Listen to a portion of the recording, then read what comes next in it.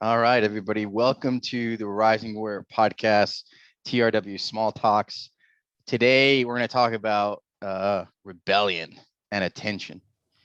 Um, it's something that is really interesting because, um, well, part of the military journey for me, I know for Lance too, is that at some point you realize, whether it's because you went on deployment or you just started to learn more about the military and policy and politics or whatever it was, you start to piece some things together about how uh, foreign policy is created and how that means like what that means for you tactically in your unit when you're in the military. And unless you've been a general, you probably didn't get too far along that road. But maybe you were exposed to it in school and college and things you read. But for most of us who are in the military, pretty much after like your first 3 months, things start to smell fishy. Like, I was sold a bill of goods that isn't accurate. If you're smelling it. If you're smelling it, right. So if you've had this experience where you're in the military, and you're like, the messaging that I was being told in boot camp before I got in, and then what's happening in real time is like completely different than what I imagined this would be. And so we can go down the rabbit hole on why that is. It's a lot of messaging, a lot of how the military markets itself, which is important, but not as important as how you receive it. So after a while, you're kind of going with the flow. You're very much, nobody likes to admit this, but we were all programmed in one way or another. So you kind of follow the program and you do the thing, you wear the uniform, you say the aye, sir, you follow the orders, you do all the stuff, go on deployments. And after a while, it starts to sit deeper with you and you start to see more evidence of issues, kind of conflicting leadership issues. This is at the like tactical level. And then you start to see, like, you watch the news and you see the president say something about what we're doing in so and so country, and then you go to training and then that's reflected but differently. And so you're trying to seeing all this landscape if you're paying attention. And at some point, you start to say, fuck this. And this is a classic military thing to do, where you get to the point where you're like, whether it's because of the larger picture stuff, the strategic, what's going on in the world and what a war, like what is war and why do I want to fight a war? Or if you're in the war, like why the fuck are we here? Either way, there's a point at which many of us will start to question the narrative, whatever it is for you. It could be, on that spectrum I just talked about. But what's really interesting is that at some point you start saying, fuck this. And it's like a classic trope, especially in the Marine Corps. I remember this. I don't know how it was in the Army, Lance, but the idea of like the disgruntled, like, guy in the military who's like begrudgingly doing his job because, well, number one, it kind of sucks. Day to day. That was me after year 2. Me too. Yeah, I was like 2 years or so. You're begrudgingly doing it, and then you have these conflicting things. So there's this tension that's created. You have these like big ideals of, I'll just call it like patriotism, protecting freedom, being a protector in the world, supporting, saving people in greater good. Greater good, whatever these things are, these sort of kind of noble ideals. And then you've got the other side of it, which is like the fuckery, the way people in your chain of command will literally lie to your face when you know it's not true. Like you have sat there and looked at the thing and you're like, that's completely not true. And you're still following those orders. So on both sides of the narratives here, you start to create this tension, which leads you towards this disgruntledness, this like unwillingness to do it. You don't really want to be there, but you're still doing it. And so, I say that just to carry that on the conversation to when you're a veteran. You might still feel a lot of those conflicting beliefs, conflicting value systems. And the way it can show up, and particularly today, we're talking about rebellion, is you may not even act rebelliously. There's a spectrum of this, but you in that conflict, that tension between those there's conflicting values, like reality versus what the values are saying, and then what your own personal values are, if you've ever examined those. You start to, that tension continues on, and part of it that you is a sense of rebellion that comes once you found out, like, whatever truth that you've kind of acknowledged, whatever has been revealed to you. And so there's this tendency to go from one end of the spectrum where you're like, fucking Marine Corps, military, we're doing God's work, da da da da da. And then to the other side, which is like, fuck this is all dumb.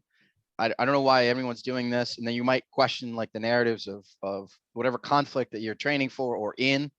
And so you create this tension, and it's interesting because in the beginning you feel like, oh, fine, I figured it out. Like I found the truth. Like I realized that, there's some bad actors like controlling how the military plays out in world conflicts, or you might even say, like, you don't even think about it at that level. You could say like, hey, my battalion commander or my regimental commander is a piece of shit. Like he cheated on his wife, or you hear these stories of people being out of integrity and still being in their position. That tension, that rebellion, you're now against that stuff, is creating an inner turmoil and inner tension that builds.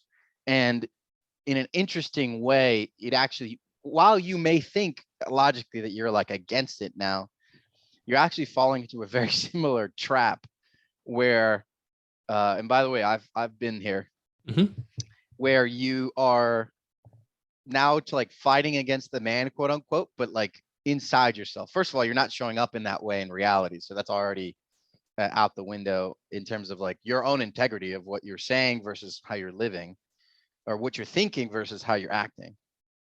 And on the other side of that is, the rebellion is like a pushing against. It's this like, that shit's bad, it's wrong, it's whatever, and then all of a sudden you're like pushing against a different thing, a new thing. And so I want to bring that to everyone's attention, because there is, how different is that from the original taglines of, we're the righteous ones, there's an enemy out there that we have to train for to go fight because of freedom, because of whatever your ideals are. You're pushing against, you're creating an enemy, whatever that enemy is, whether it's perceived, real, or mad, it doesn't matter. This is literally how they train us, like to be in preparation for the fight. And this could be in the Air Force, in the Navy, it doesn't matter. You're always on edge, waiting for the next thing, or you're on deployment, experiencing that pushing against the enemy. So when you go to the other side of the equation, you start rebelling against that because you found it to be like immoral, or you didn't agree with it, or maybe you agreed with the war, but maybe it's just the way the whole organization worked, like your chain of command. You start pushing into that. So what you're doing is you're going from one section of fighting to another area of fighting, except now you've turned the same coin. So you're playing the same game from a different perspective. And the reason I bring this up is that we tend to see a lot of veterans out there, either other organizations or just people in general, having both sides of this coin, where they will, one group will be against whatever the new enemy is, Chinese, the Russians, whatever. And then this other group of veterans will be against the way veterans are being treated, or the way that service members are being sent to illegal wars, or whatever it is. And you're doing a very similar thing where they're playing this like energetic tension and keeping you upregulated in your body. So we've talked about this on a few different conversations, but it's not only this thought pattern or this belief structure that's keeping you in this constant tension. It's also that you're starting to feel it in your body. And so I want to bring that attention today because the rebellion that you're feeling, that you feel now this is righteous because I know the thing, this is the right thing. You're recreating that experience, except from a different perspective now. Any experience with that, Lance, when you were deployed or anything like that? Or even afterwards when you were out of the yeah, military? I have a few things I can say about this. First of all, the word that comes up is a dichotomy. Two different sides. There have to be.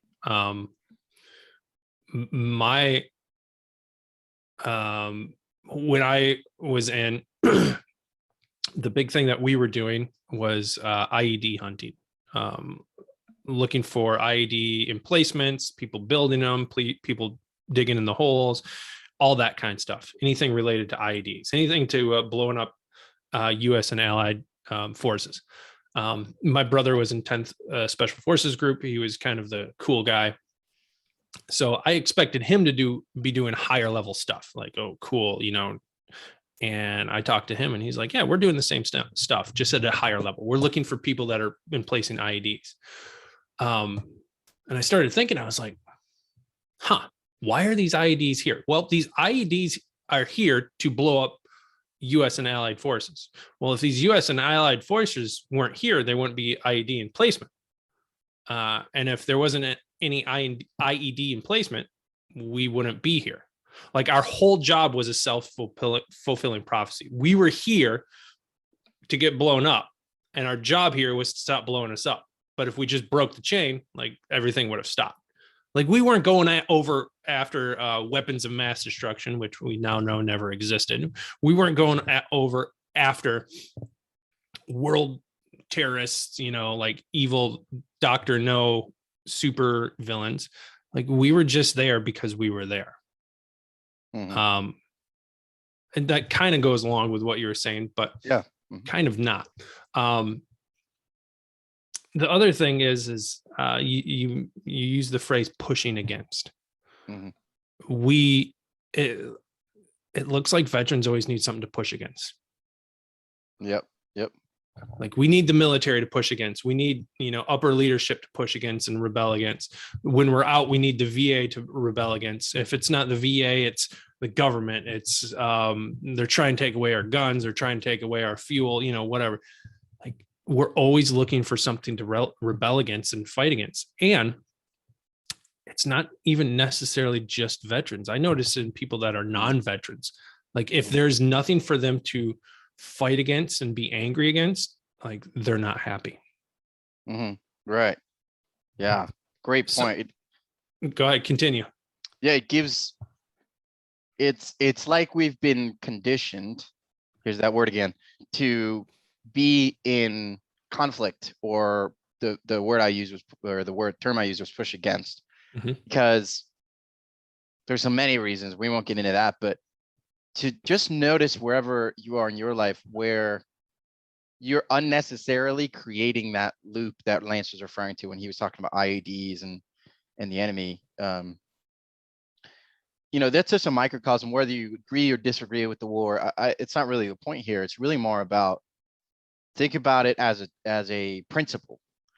If you are pushing against something, you're not only, first of all, keeping an eye out, keeping your view towards where the enemy is or where the bad thing is. So you're already turning your attention in that direction. And secondly, you're also creating that tension within yourself before you found the thing outside yourself. So if you think about it like this, the way you're thinking about something is creating your perception of reality.